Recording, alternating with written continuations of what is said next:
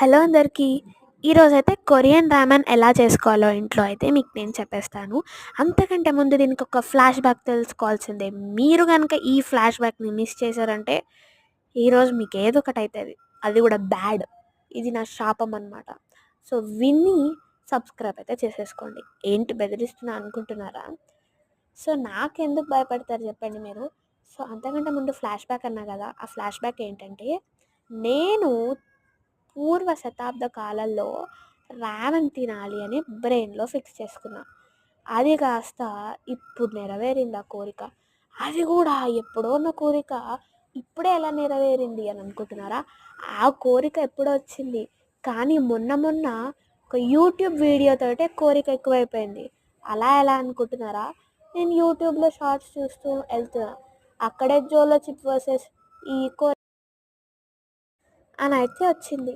సరే చూద్దాం. నేనైతే 100% నా ఓటు జోలో చిప్‌కేద్దాం అనుకుంటున్నా అని ఓటు వేసా. ఓటు వేసాక లక్‌తో జోలో చిప్పే విన్ అయింది. మరి జోలో చిప్ స్పైసీయెస్ట్‌గా ఉన్నప్పుడు ఈ రామెన్ ఎందుకు కొనుక్కున్నావు అని అనుకుంటారు కదా! అవునండి. కానీ జోలో చిప్ రూ. 350 ఉంది. ఆ రూ. 350 నేను కొంచెం చిన్న పీస్ తింటాను. అదంతా వేస్ట్ అయిపోతది కదా! మీరనుకుంటారు.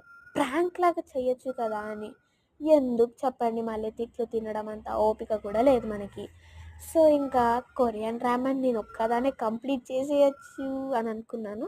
ప్లస్ ఇది నాకు రూ. 100 అయితే పడింది. మా ఇంటి దగ్గర షాప్‌లోనే దొరికేసింది అది కూడా. సో, ఇంక ఎందుకు చెప్పండి ఇంత బాధలు పడడం అని ఆర్డర్ పెట్టేసాను. ఏంది మళ్ళీ ఆర్డర్ అనుకుంటున్నారా అంటే, అవునండి. రెసిపీనే ఆర్డర్ పెట్టేద్దాం. కానీ దాని ప్రైజు 300 ఉంది.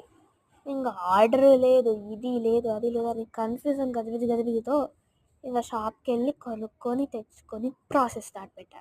అక్కడ 250 ఎంఎల్ వాటర్ పోయమంటే బై మిస్టేక్‌గా నేనేం చేసినా అంటే 300 ఎంఎల్ పోసేసిన. 50 ఎంఎలే కదా లైట్ అనుకున్నా. దాని తర్వాత అర్థమైంది ఏందంటే సూపీగా అయిపోయిందని.